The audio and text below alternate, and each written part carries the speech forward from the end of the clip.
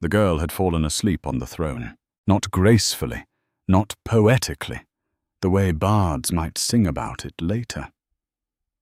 She was slumped sideways with her cheek pressed flat against the armrest, one hand still clutching a scrub brush crusted with lye soap, and her knees were drawn up beneath a threadbare apron stained the color of old tea. A bucket of grey water sat at the base of the dais, and the marble steps still gleamed wet where she had crawled on hands and knees to scrub centuries of boot grime from between the carvings. The Alpha King of the Northern Territories stood in the doorway of his own great hall, still wearing the body of an enormous black wolf, and he could not move. His name was Caelan Ashbourne, sovereign of 6 packs, commander of 12,000 wolves, and the most feared alpha on the continent. He had slipped into the castle through the old drainage tunnel in wolf form, because his council meeting had run 4 hours past midnight, and he could not stomach the idea of walking through the front gates and having his steward ask him about the morning's treaty revisions. He just wanted to cross the hall, climb the back stairs, and collapse in his bed without speaking to a single living soul. Instead, he found her. His wolf nose caught it first. Not the lye soap, not the wet stone, not the iron tang of old torch brackets. Underneath all of it, soaked into the very grain of the marble, where her body had been pressing and scrubbing for what must have been hours, there was a scent like crushed sweet clover after rain, threaded with something warmer underneath. Beeswax. Raw honey still in the comb. The kind of smell that made his wolf brain go perfectly, dangerously still. "She is on our throne," his wolf said. Caelan stood frozen, his massive black shoulders filling the doorway. One amber eye tracked the slow rise and fall of her breathing. She had a smudge of soap residue on her jaw, and her dark hair had come half undone from its braid, falling across the carved wolves on the armrest like it belonged there. "She is on our throne," his wolf said again, and this time the tone was not outrage. It was something far worse. It was satisfaction. He had intended to leave. That was the plan. He was the Alpha King. He did not stand in doorways, staring at sleeping servants like some lovesick pup in his first rut. He would turn around, take the east corridor, pretend this never happened, and in the morning he would issue a polite memo about staff sleeping in the throne room. Simple. Clean. Dignified. His pause carried him 3 steps closer. She mumbled something in her sleep and shifted, and the scrub brush slipped from her fingers and clattered down the steps. The sound echoed through the empty hall like a gunshot. Caelan dropped to his belly on pure instinct, ears flat, as if a sleeping girl half his size in wolf form was a genuine threat to his existence. She did not wake. He exhaled through his nose. This was humiliating. He was lying on the floor of his own throne room, hiding from a woman who weighed less than one of his hind legs. His beta would never let him live this down. His entire war council would resign in second-hand embarrassment. He should leave. He crept closer instead, his claws clicking softly on the wet marble. Up close, the scent was devastating. It was in the stone now. She had been scrubbing this floor for so long that her sweat, her skin, her particular omega sweetness had seeped into the pores of the marble like a stain that would never come out.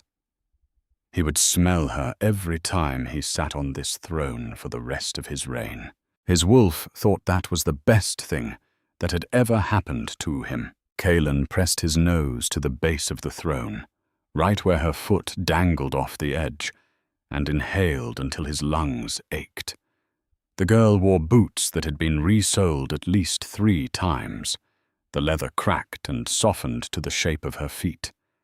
There was a small tear at the ankle that had been mended with thread that did not match, Her wool stockings had a darn at the heel. Something in his chest pulled tight, like a fishing line hooked through his sternum. He knew who she was. Or rather, he knew what she was. The castle employed a girl who had arrived 2 months ago from the border settlements, taken on as a night shift scrubber for the public halls because she had no pack affiliation and no references, and no one else would hire an Omega with no family seal. The head housekeeper, a sharp-jawed beta named Mrs. Aldworth, had told him this in passing during a staffing report he had barely listened to. Unpresented Omega, she had said, meaning the girl's wolf had never surfaced, meaning most packs considered her defective. Good worker, though, does not complain. He looked at her raw, reddened hands, wrapped around the ghost of the scrub brush she had dropped. The knuckles were cracked. There was a blister on her right palm that had broken and bled and dried. Does not complain. His wolf made a sound in his chest that was not quite a growl and not quite a whine, something that had no name in any language he spoke. He wanted to lick her hands. He wanted to carry her to a bed. He wanted to find whoever had given her boots with holes and explain to them, using his teeth, why that had been a poor decision. Instead, he lay down at the foot of the throne, rested his enormous black head on his paws, and watched her sleep. He would leave in a moment. 5 minutes, just to make sure no one else wandered in and found her here, because she could be dismissed for this, sleeping on the king's seat. And that would mean she would be cast out again, and his wolf would not tolerate that. Not because she was anything to him, not because her scent was still dissolving the rational architecture of his brain, but because it was simply, objectively, unjust to fire someone for falling asleep after scrubbing an entire hall alone. That was the reason, the only reason, he planned to stay for 5 minutes. He woke 6 hours later to sunlight streaming through the eastern windows. The girl gone, the scrub brush placed neatly back in the bucket, and her scent wrapped around him like a second skin. Her name was Elara Wynne, and she had been invisible for most of her 22 years, not metaphorically. She did not mean it in the sad, poetic way that characters in novels meant it, where they stood at windows looking wistful and thinking about how no one truly knew them. She meant it practically. She had a knack for being in rooms where no one looked. She had survived the collapse of her birth pack at 14 by being the kind of girl that raiders simply did not notice when they swept through the settlement. She had walked out of the burning ruins of her home, carrying a sack of dried oats and a medicine kit, and not a single wolf had stopped her, because she was small and plain, and smelled like nothing in particular. To anyone except apparently the enormous black wolf she found bleeding in the castle's herb garden 3 weeks after she started working nights. She had been cutting rosemary for Mrs. Aldworth's arthritis salve. The kitchen herbalist had quit the week before, and when Mrs. Aldworth discovered that Elara knew her way around a mortar and pestle, the old beta had added herbalist duties to her workload without adding a single copper to her pay. Elara had not complained. She never did. Complaining required someone to complain to, and she had never had that particular luxury. The wolf was lying in the thyme bed. It was the largest animal she had ever seen. Its shoulder would have reached her chin if it were standing. And it was black, the kind of black that swallowed starlight, except for a jagged silver line across its left flank that she initially mistook for a scar, but realized was simply the way his fur grew.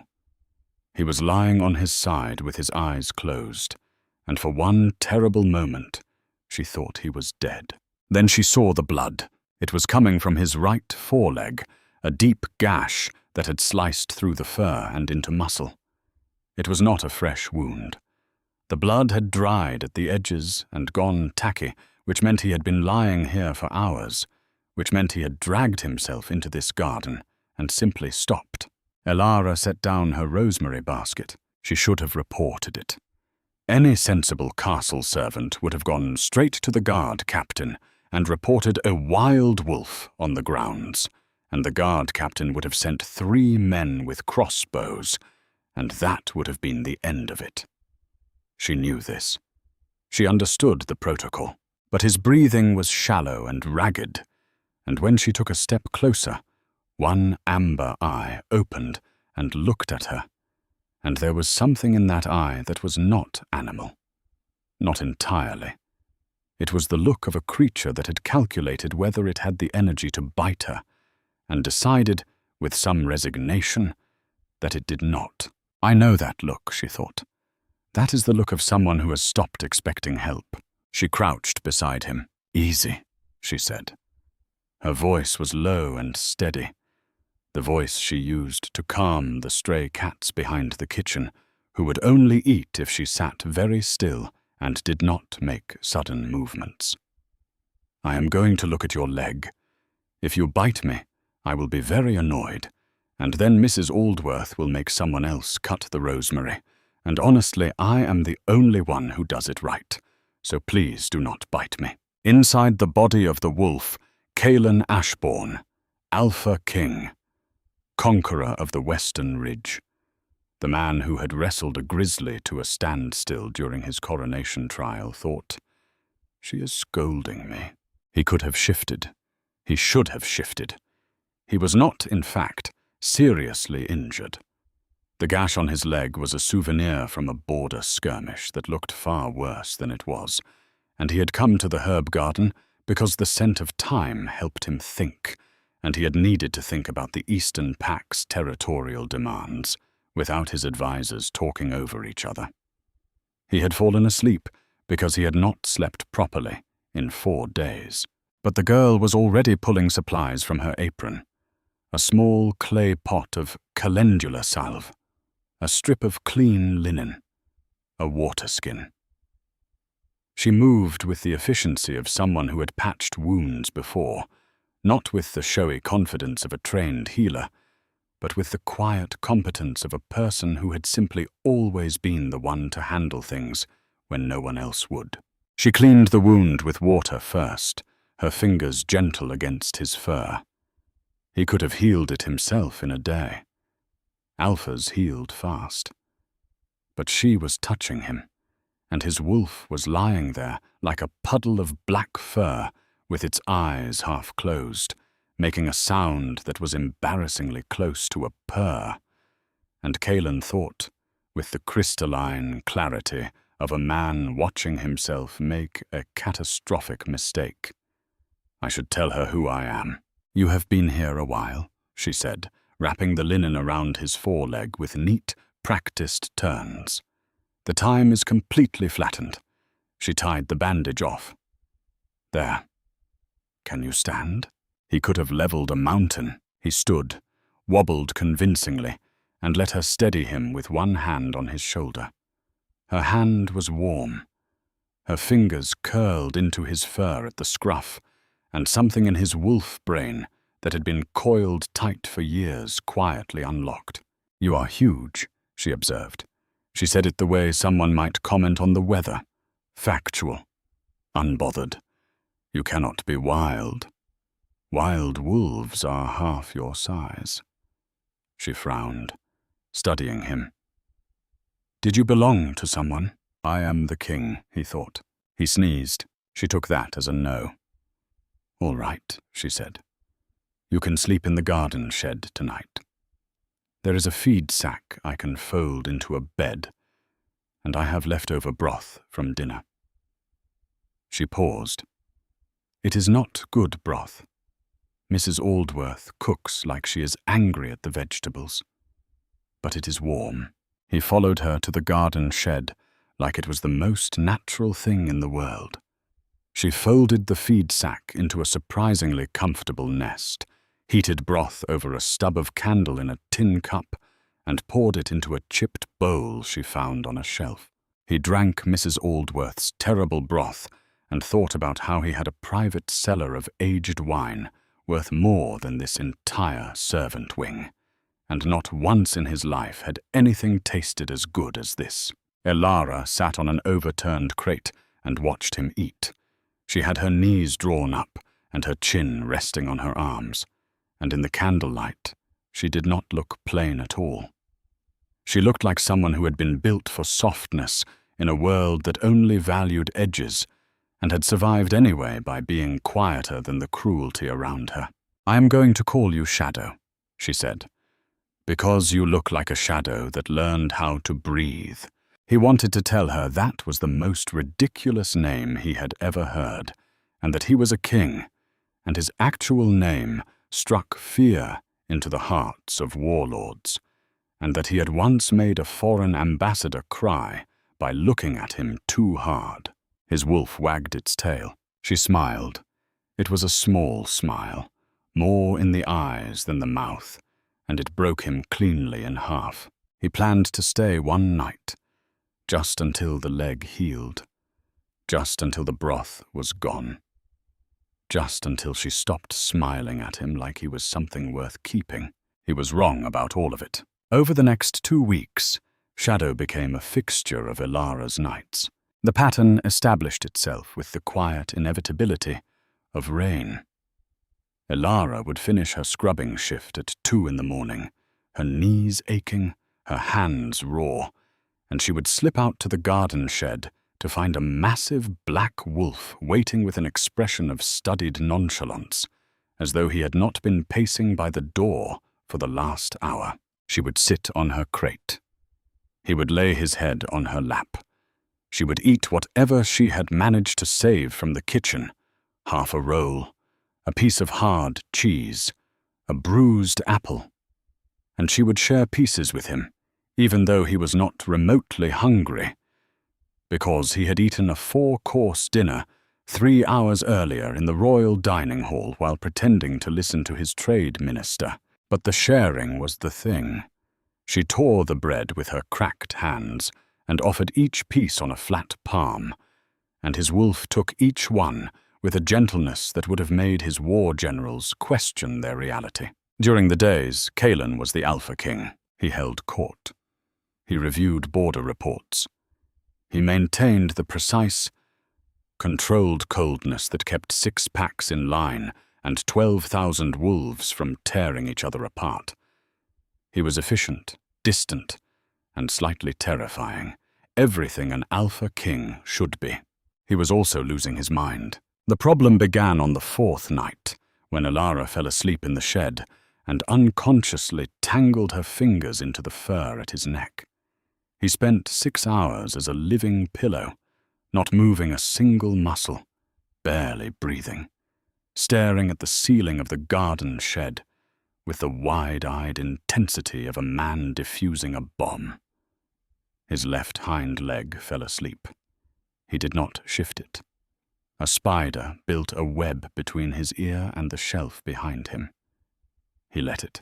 When she woke up, she said, "Oh, Shadow, you should have moved." And he thought, "I would rather die." The next day, his beta, a dry-witted man named Torben, who had known Kalen since they were pups, said, "You smell different." Kalen looked at him. "I do not. You smell like rosemary and calendula salva." Torben's nostrils flared. "And omega." I went for a run, through an herb garden, where there happened to be omega scent because the castle employs omegas. At 3 in the morning, I am the king. I can run whenever I want. Torben stared at him for a long moment, then picked up his briefing papers and left without another word, which was somehow worse than if he had argued. The second incident was the blanket. Elara had been shivering. The garden shed was not insulated, and the autumn nights were sharpening into something with teeth. She curled against his side for warmth, which his wolf found deeply satisfying, and his human brain found deeply problematic. But even his fur was not enough. He watched her shiver in her sleep, her lips going pale, and something in him snapped with an almost audible click. The next night, there was a thick wool blanket folded neatly on her crate. "Where did this come from?" she asked Shadow, who was lying by the door with an expression of absolute innocence. She picked it up and held it to her face. It was soft, stupidly soft. The kind of soft that came from sheep raised on islands where the wind blew salt into their wool. She had never touched anything this fine in her life. "Did you steal this?" she asked the wolf. He sneezed. She wrapped herself in it without further interrogation, and he felt a surge of satisfaction so intense that his tail thumped against the floor before he could stop it. That blanket was from the royal bedroom. His steward would notice. His steward did notice. Kaelan told him he had donated it to the servants' quarters for insulation purposes, and then added, unprompted, that he did not want Tuuntos to discuss it further, which was the verbal equivalent of writing "I am behaving suspiciously" in large letters across his forehead. The third incident was worse. Elara had developed a cough. The shed was damp and the nights were cold, and she was working 12-hour shifts on 4 hours of sleep, and her body had finally registered a complaint. It was not a bad cough. She barely noticed it. But Shadow noticed. Shadow pressed his nose against her chest when she coughed and made a low, anxious whine that vibrated through her ribs. "I am fine," she said, scratching behind his ears. "It is just a tickle." The next morning, every fireplace in the servants' wing was roaring. New blankets appeared on every bed. The draft under the servants' door, which had been a known issue for 3 years, was fixed by a carpenter who said he had been sent directly by the king. Mrs. Aldworth found this suspicious. "Has His Majesty ever visited the servants' wing?" she asked Torben. "No," Torben said. "Has he ever expressed interest in the servants' heating arrangements?" Also no. "Then why has he ordered a full winterization of the servants' quarters in October?" Torben looked at her. "He has strong feelings about insulation." Mrs. Aldworth raised one steel-colored eyebrow, but said nothing. The fourth incident was the one that almost exposed everything. Elara had been assigned to clean the East Corridor on a Tuesday, which she normally did not work. She had swapped shifts with another scrubber to cover a sick day, which meant that at 11 in the morning she was on her knees outside the council chamber with a bucket and brush when the doors opened and the Alpha King walked out. She had seen him before. Everyone had. He was impossible to miss.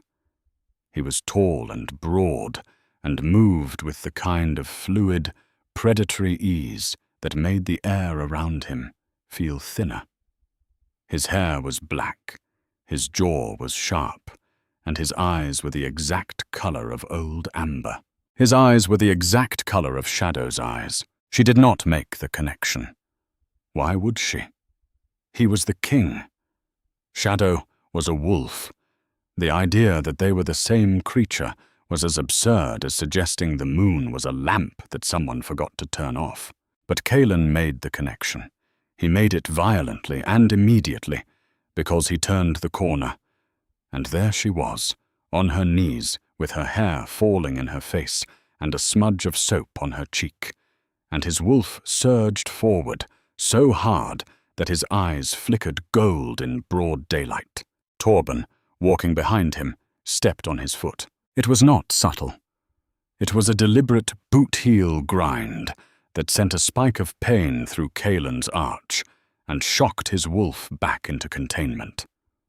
Kaelan did not flinch. He was the king. He had been stabbed during a coup attempt and finished the fight with the knife still in his shoulder. But his jaw tightened, and his hands curled into fists, and he walked past Elara without looking at her, which took more self-control than anything he had ever done on a battlefield. She smelled like sweet clover and honey, and it was stronger in the daytime, and every wolf in his entourage scented it because 3 of them turned their heads, and 1 actually stopped walking. "Keep moving," Kaelan said, and his voice had a register that made the stone walls hum. They kept moving. That night in the shed, Elara told Shadow about it. "I saw the king today," she said. She was sitting on her crate, wrapped in the stolen blanket, with Shadow's enormous head on her thigh. She was combing through the fur behind his ears with her fingers, working out a knot with patient, gentle strokes. He walked right past me, did not even glance. She said this without self-pity. It was a fact. Kings did not look at scrubbers. Water was wet. The sky was up. "He is not what I expected," she said carefully. "The other girls say he is cold, like winter in a suit." She paused. "But the servant's wing is warm now for the first time ever, and the carpenter said it was his order. So maybe he is cold the way deep water is cold. Only on the surface." Kaelin held very, very still. She leaned down and pressed her forehead to the top of his head. Her breath was warm against his fur. She smelled like soap and clover and exhaustion. "I wonder what it is like," she murmured, "to have that much power and still do something small and quiet and kind." His wolf made a sound like a broken hinge. He thought he was going to stay 5 minutes. That was 43 days ago.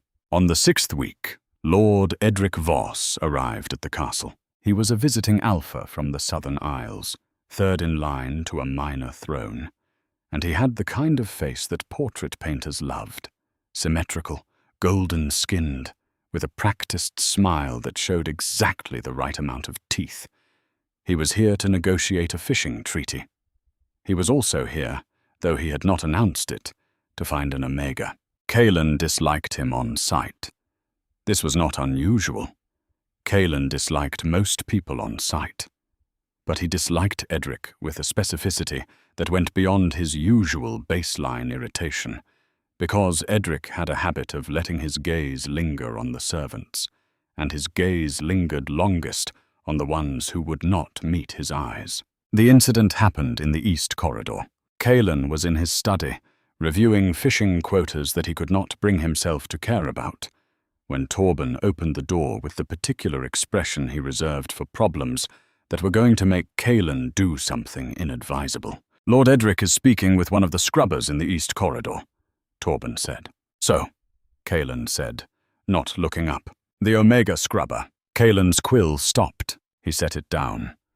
He did not set it down gently. The ink pot rattled. "Which Omega scrubber?" he said, knowing the answer, knowing it in the marrow of his bones, before Torben opened his mouth. "The one you do not look at in the hallway." "I do not look at anyone in the hallway." "Yes, but you do not look at her specifically." Kaelin stood up. His chair scraped back. He walked to the East Corridor at a pace that was technically walking and technically not running, but existed in a grey zone that made the guards flatten themselves against the walls as he passed. He found Edric leaning against the wall with one arm braced above Alara's head, talking to her in a low, warm voice. Alara was clutching her scrub brush like a shield and looking at him with the expression of a rabbit who had been cornered by something with too many teeth. "The night shifts must be exhausting," Edric was saying. "A sweet thing like you should not be on her knees, scrubbing stone." He reached out and lifted a strand of hair from her face. His fingers were close to her neck. Too close. Kaelin's vision went amber at the edges. "Lord Edric," he said. His voice was normal, perfectly controlled. The temperature in the corridor dropped 4 degrees. Edric turned, and to his credit, something behind his practiced smile flickered when he saw Kaelin's face. It was the briefest moment, a microsecond of recognition that the man standing before him was not annoyed but rather operating on a frequency of rage that preceded physical violence, and Edric had enough survival instinct to remove his hand from the wall and take a step back. "Your Majesty," Edric said, "I was just complimenting your staff on their excellent work." Kaelin looked at Alara. She was staring at the floor, her cheeks flushed, her heart hammering so loudly that every wolf in the corridor could hear it. "Return to your duties," he told her, and his voice was softer than he intended. She fled. The scent of sweet clover trailed behind her like a ribbon. Kaelan turned to Edric. "The fishing treaty is ready for your review. My steward will escort you to the council chamber." "Of course," Edric said. He paused. "She is unclaimed, yes? No pack seal, no family, no mate." He said it lightly, conversationally, the way someone might ask about the weather. "She is under the protection of this household," Kaelan said. Edric studied him. His practiced smile returned, but there was something sharper beneath it now, something calculating. Under the protection of the household. Of course.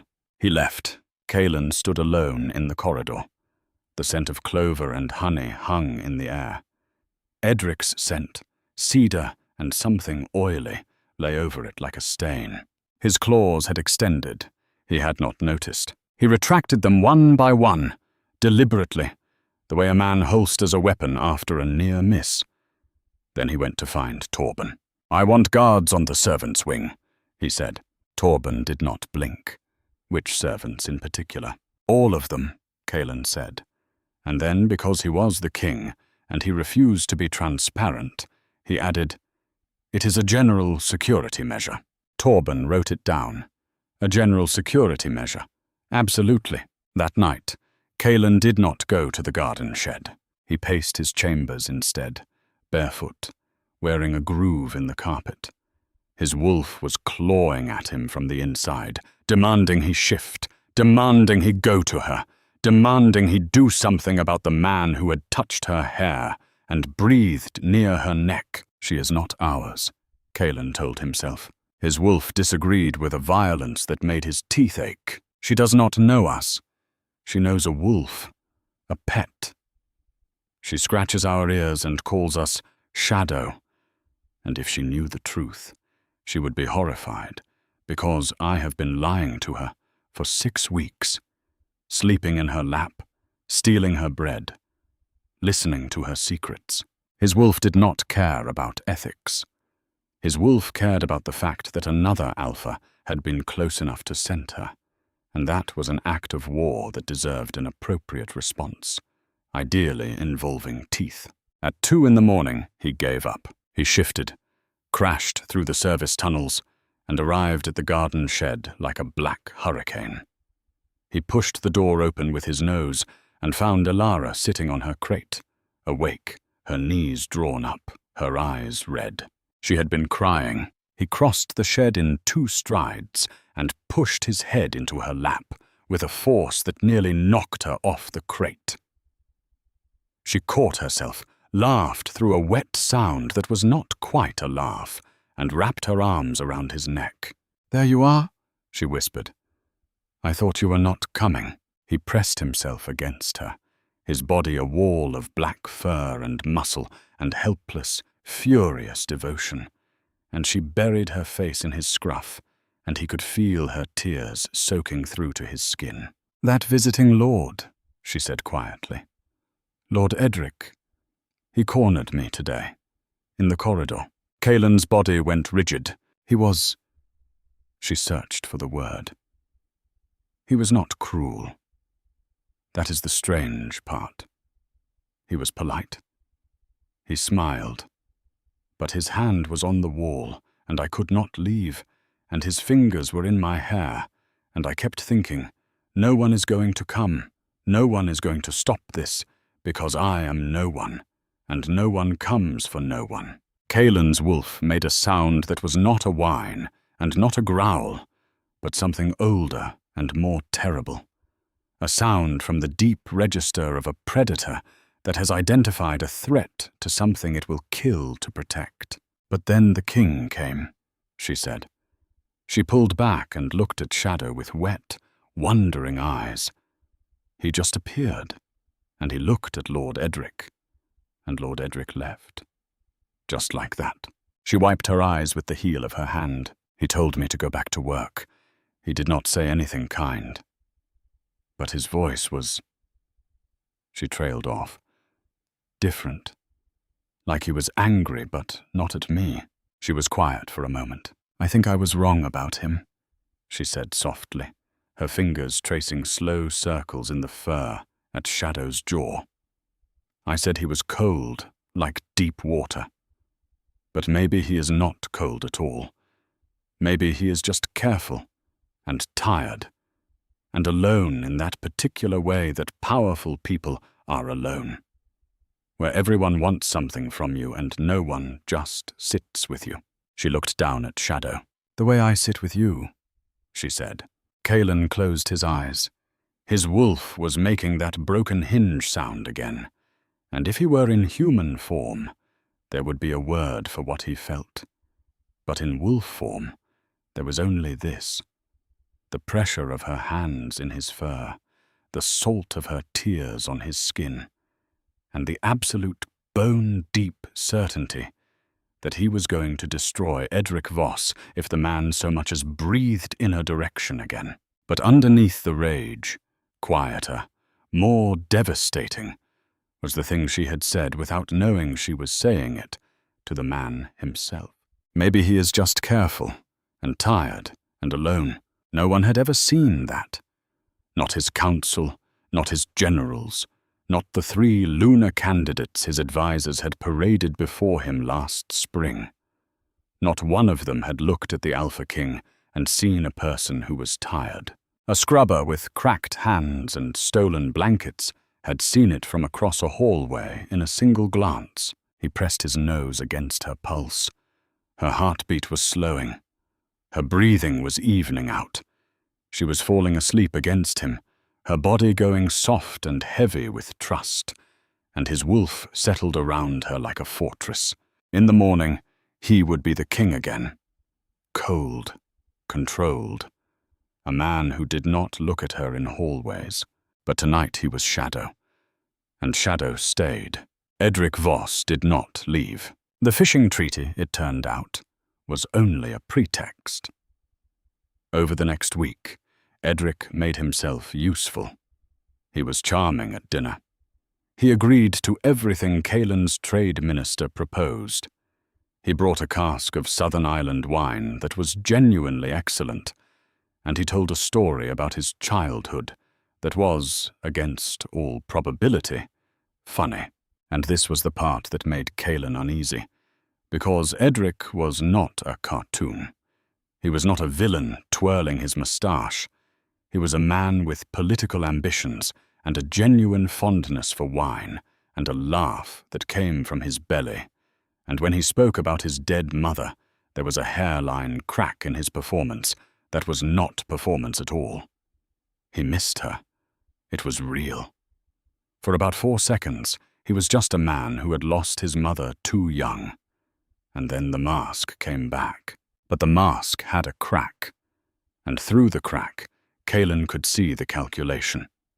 Edric was looking for an unclaimed Omega, not because he was cruel, but because an Omega with no family and no pack seal could be claimed without political complications, and a Southern Alpha with a claimed Omega had a stronger position in the succession.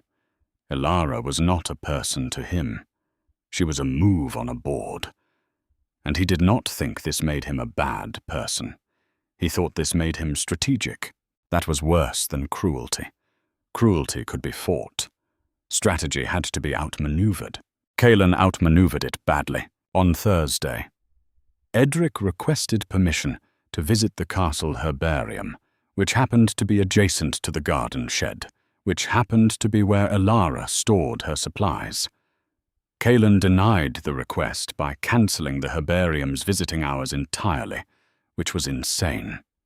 Torben pointed out that the herbarium had never had visiting hours and therefore could not technically be closed. Then it is closed preemptively, Kalen said. On Friday, Edric sent a gift basket of southern fruits to the servants' wing, with a personal note for the Omega who works nights. Kalen intercepted the basket, ate 3 of the oranges out of spite, and had the note burned.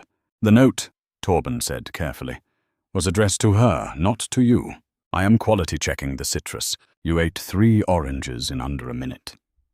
You do not even like oranges. I like these oranges. These are my oranges now. On Saturday, Edric found Elara in the kitchen garden. Kalen found out, because Shadow found out. Which is to say, he was lying in the garden shed that evening when Elara came in with a small bouquet of wildflowers and a confused expression. "Lord Edric gave me these," she told Shadow, holding up the flowers. She sat on her crate and studied them. They were purple and yellow, tied with a silk ribbon. "No one has ever given me flowers." She said it the same way she said everything about herself. Flat, factual, without self-pity.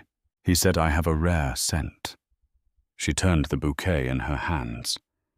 "He said, Omega scents are usually muted, but mine is unusually strong, and that it is a sign of a powerful wolf."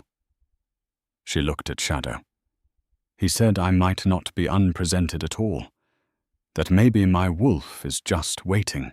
She was quiet for a moment. "He asked me to walk with him tomorrow, in the orchards." Kaelin's wolf stood up so fast that the feed sack bed scattered across the floor. Elara startled. "Shadow, what is wrong?" He was pacing. His claws were clicking on the wooden floor in a rhythm that sounded like a countdown. His fur was standing on end along his spine, and his lips were pulling back from teeth that could shear through bone. Elara stood and put herself directly in his path.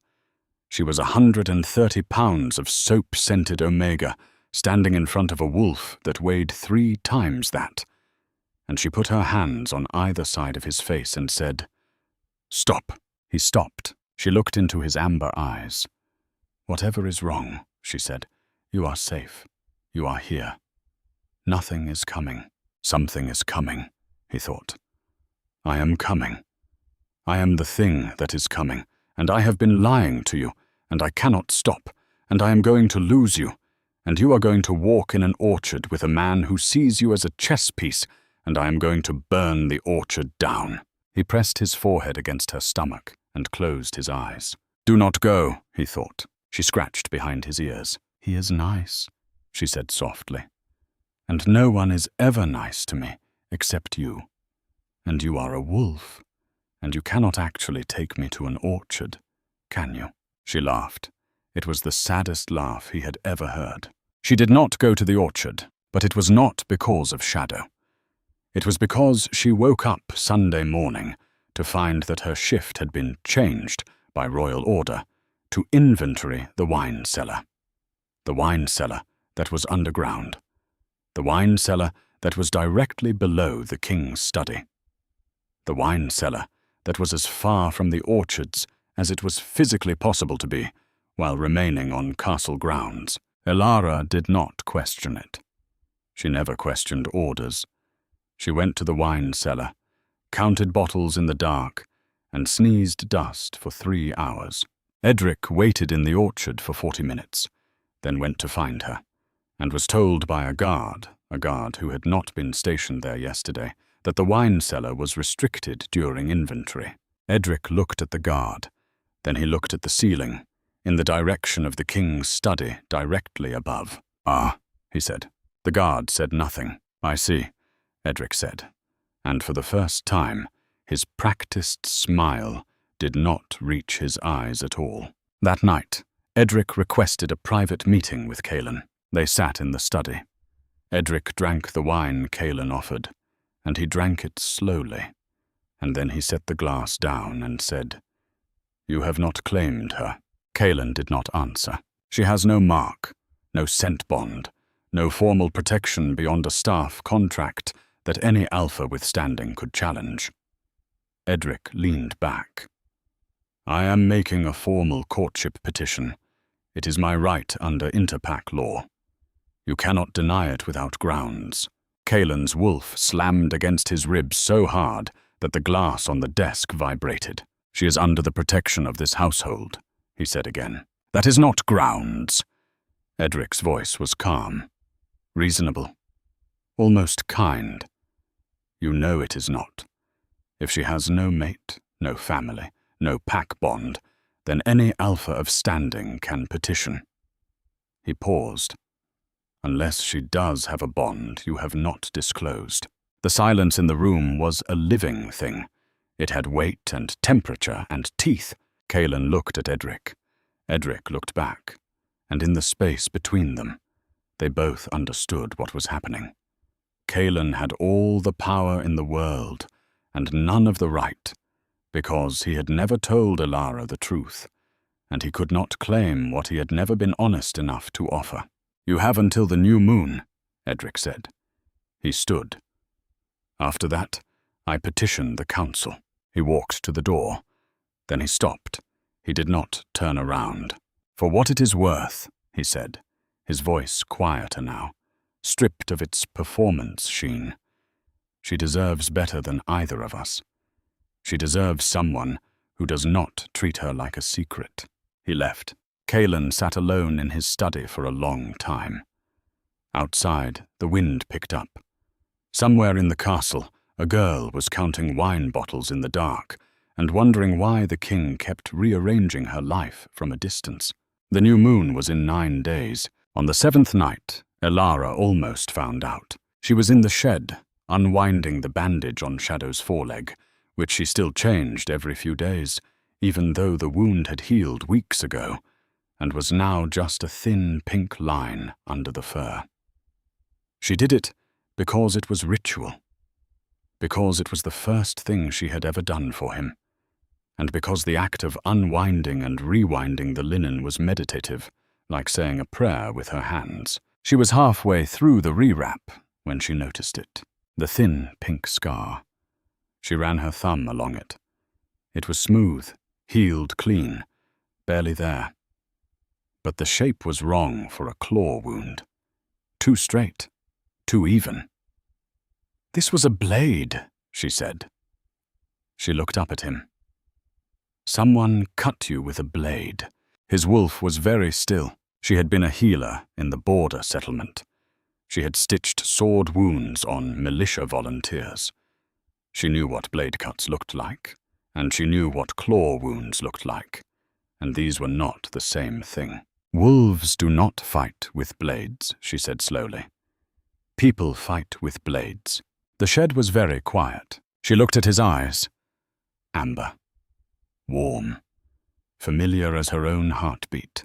"Shadow," she said, and her voice had a quality it had never had before, an edge of question, of suspicion, of something fragile beginning to crack. "What are you?" He pulled his leg from her hands, gently, and lay down with his head on her knee, and pressed himself against her with the full weight of his body. And she let the question dissolve, because the alternative was unthinkable, and she was tired, and he was warm, and some truths are too large to hold in a garden shed at 3 in the morning. She fell asleep against him. He did not sleep.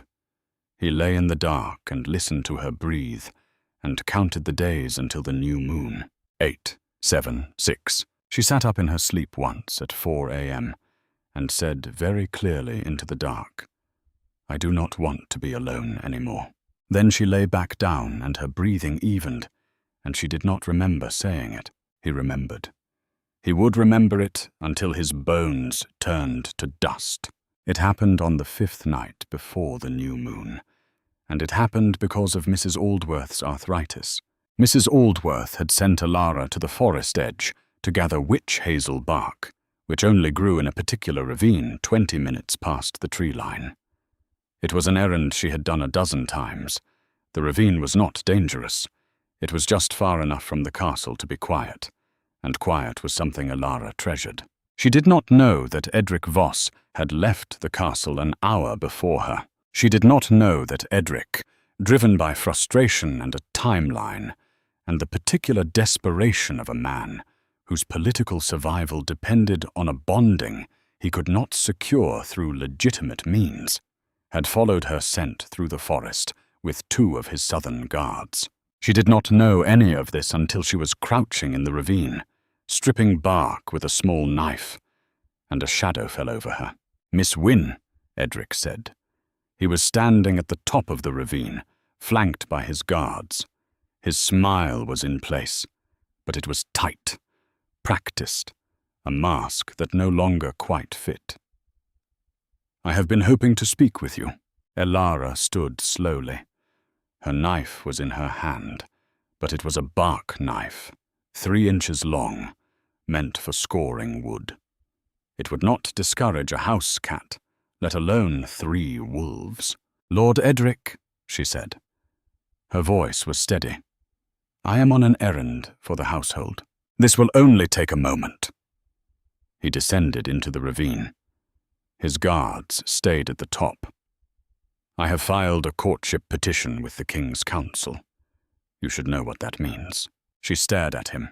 "It means that unless another alpha has a prior claim, I have the legal right to initiate a bond trial.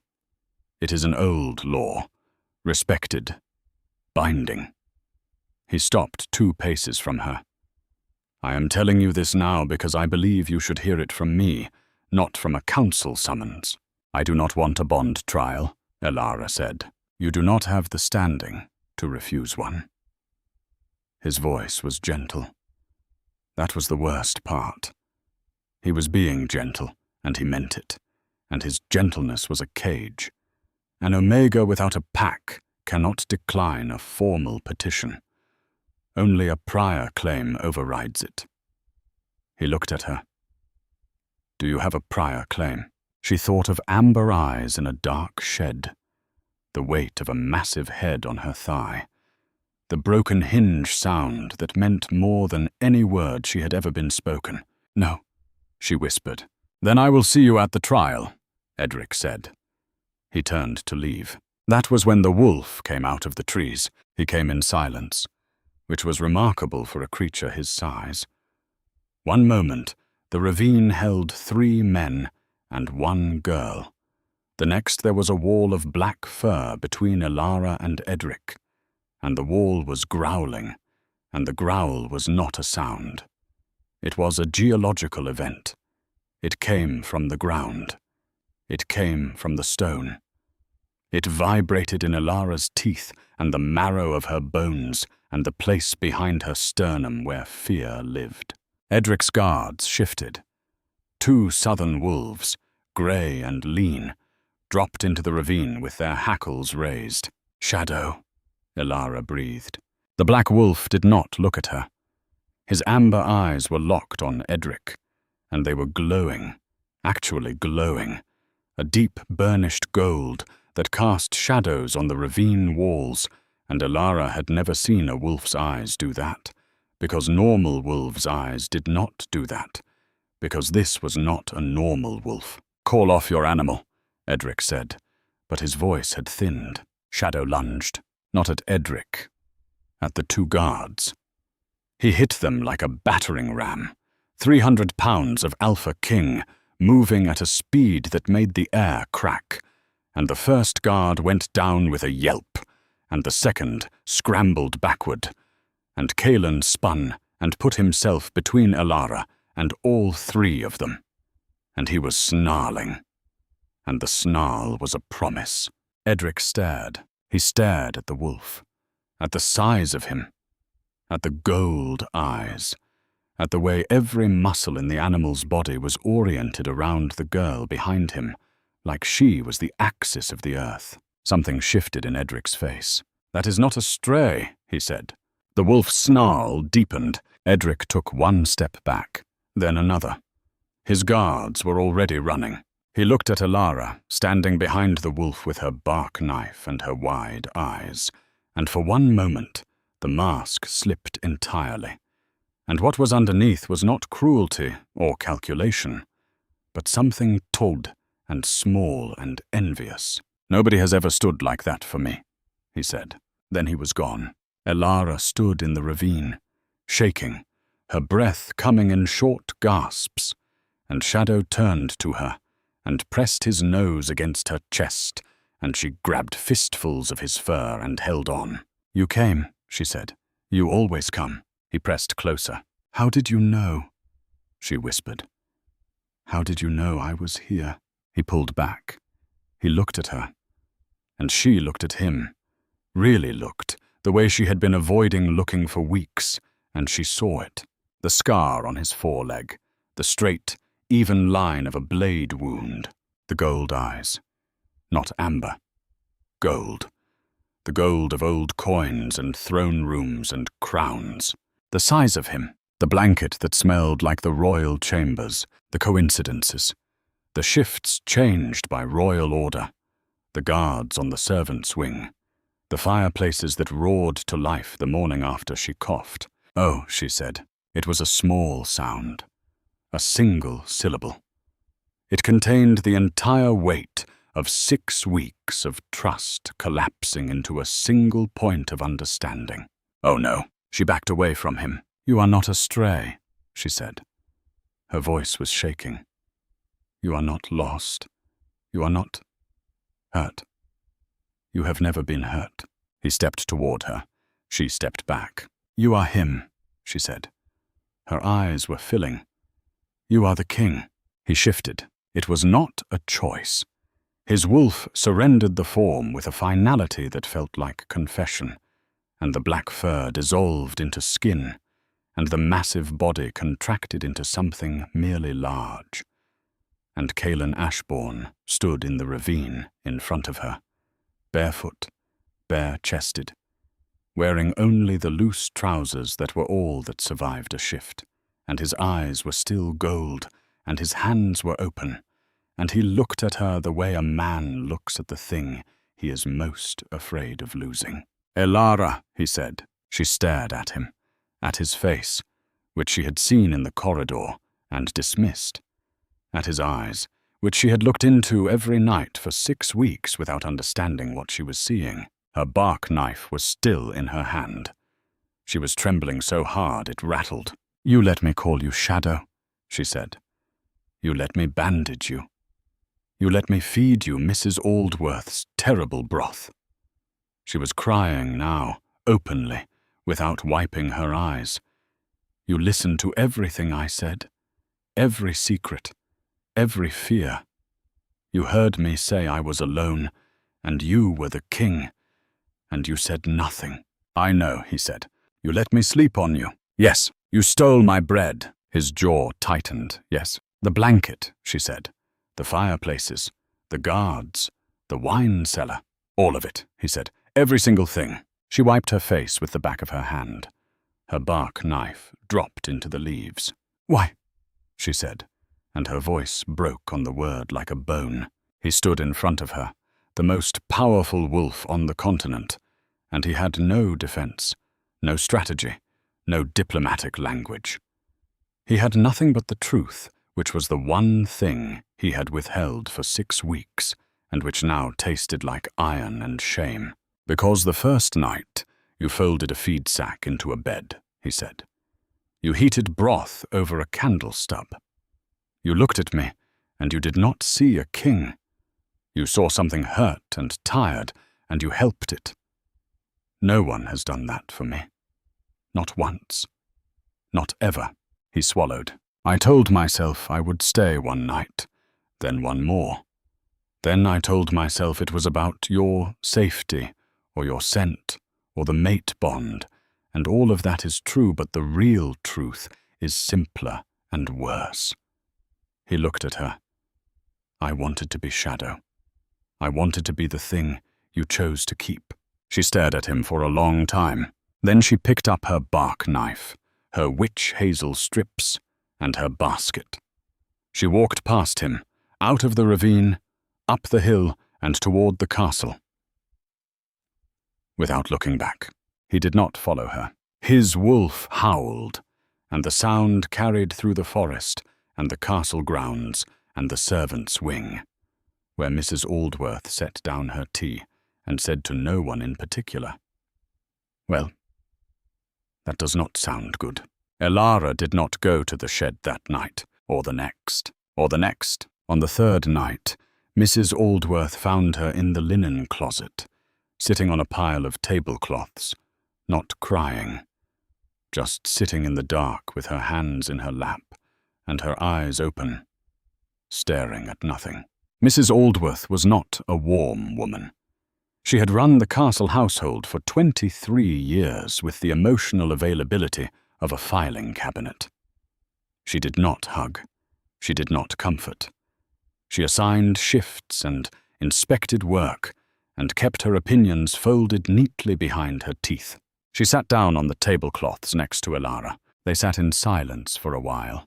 "The king has not eaten in 2 days," Mrs. Aldworth said. She said it conversationally, the way she might report a supply shortage. "His steward is concerned. Torben says he will not shift back from wolf form. He is lying in the throne room." "On the throne," Elara said dully. "On the floor in front of the throne." Mrs. Aldworth paused. "In the exact spot where I once found a scrubber asleep with her cheek on the armrest." Elara closed her eyes. Mrs. Aldworth stood up. She smoothed her apron with her palms. "I have never told anyone how to feel," she said. "But I will tell you this. I have worked in this castle for 23 years, and in 23 years, no king has ever ordered the servants' wing winterized. No king has ever noticed a draft under our door. And no king has ever lain on a stone floor because a scrubber would not speak to him." She left. Elara sat in the linen closet for 1 more hour. Then she washed her face, straightened her apron, and walked to the throne room. He was exactly where Mrs. Aldworth said he would be. A massive black wolf, curled at the base of the throne, his head resting on the marble step, where her scent still lived in the stone. His eyes were closed. He looked smaller than she remembered, which was impossible because he was enormous. But grief had a way of compressing even the largest things. She stood in the doorway. "You stole my blanket," she said. One amber eye opened. "You ate my bread. You slept in my lap. You listened to every embarrassing thing I said about the king while being the king." She paused. The bread was especially unforgivable. "I only had one role." He lifted his head. She walked across the throne room. Her footsteps echoed. The marble was cold under her worn boots. She stopped in front of him and crouched down, the way she had crouched in the herb garden 6 weeks ago, beside a wolf she thought was dying. She put her hands on either side of his face. "If you ever lie to me again," she said, "I will tell every person in this castle that the Alpha King purrs when you scratch behind his ears. Do you understand me?" Ooh, his tail thumped against the floor. She leaned forward and pressed her forehead to his. "I am going to sit with you," she said. "Not because you are a king. Because you are tired. And because someone should sit with tired things." He shifted. The fur dissolved. The body contracted. And Kaelan Ashbourne knelt in front of her, his forehead against hers, his hands hovering at her waist like he was afraid to touch her, like she might dissolve. "Elara," he said. His voice was wrecked. She put one hand on his jaw. His eyes closed. He turned into her palm like a sunflower tracks light, and she felt his breath shudder against her skin. "The bread," he said. "I am sorry about the bread." She laughed. It was a wet, broken, beautiful sound. The next morning, Kaelan convened the full pack council. They gathered in the great hall, every alpha, beta, and ranked wolf in the territory, along with Lord Edric Voss, who had delayed his departure for reasons he did not explain, but which were, Kaelan suspected, partly political curiosity, and partly the quiet hope of a man who wanted to see how this ended. Kaelan stood at the front of the hall. He wore the formal black of the Northern King, the crown of carved bone, the ceremonial blade at his hip. He looked like what he was, the most powerful alpha on the continent. Beside him, wearing a clean servant's dress because it was the best thing she owned, with her hair braided and her hands still cracked from lye soap, stood Elara Wynne. She was terrified. He could hear her heartbeat. It sounded like a trapped bird. He took her hand. The hall went silent. "I have a declaration," he said. His voice carried to every corner of the room, clear and final as a bell. "The woman beside me is Elara Wynne. She has no pack. She has no family. She has no title, no wealth, no political advantage. She is a night shift scrubber who sleeps in a garden shed and shares her bread with strays. He looked at the hall, at the alphas who had spent years jockeying for his attention, at the lunas who had presented themselves for his consideration, at the advisors who had briefed him on advantageous matches. "She is my mate," he said. "She is my Luna, and she is mine." The hall erupted, not in protest, in sound. Wolves howled, which was what wolves did when the bond was declared, and the howl rolled through the castle like a wave. And somewhere in the back of the hall, Mrs. Aldworth was not crying, because Mrs. Aldworth did not cry. But she was pressing a handkerchief to her nose with suspicious frequency. Torben, standing to the left of the throne, said absolutely nothing. But the corner of his mouth moved approximately 2 millimeters, which for Torben was the equivalent of weeping with joy. Edric Voss withdrew his courtship petition before it was read. He stood, bowed once to Kaelin, and once, lower, to Elara, and walked out of the hall. At the door, he paused and looked back at them, standing together, her hand in his, her servant's dress among the furs and crowns, and the thing on his face was complicated and human, and not entirely without grace. Then he left, and the door closed behind him, and the hall was theirs. That night, the garden shed was empty, not because it had been demolished or repurposed or turned into something symbolic. It was just empty, because Elara was in the royal chambers, wrapped in the blanket Kaelin had stolen for her weeks ago, sitting on a bed that was obscenely comfortable, staring at a ceiling painted with constellations. Kaelin lay beside her in wolf form, because she had asked him to, because she said the wolf was where they started, and she wanted to end this day the way their story began. She ran her fingers through the fur at his neck. "Shadow," she said. He huffed. She smiled. Then she lay down, curled against his side, and rested her head on his foreleg, in the exact spot where the blade scar had faded to nothing. Her hand found the scruff of his neck. Her fingers curled in. His wolf settled around her like a second heartbeat. The throne room was 3 floors below them. The marble was still wet from where someone had scrubbed it that morning, a new girl taking over the night shift. And if that girl pressed her cheek to the armrest, she might catch it. The faintest trace of sweet clover and honey, soaked so deep into the stone that no amount of scrubbing would ever reach it. Kaelin closed his eyes. Elara's breathing slowed, steadied, and went soft. Her fingers loosened in his fur but did not let go.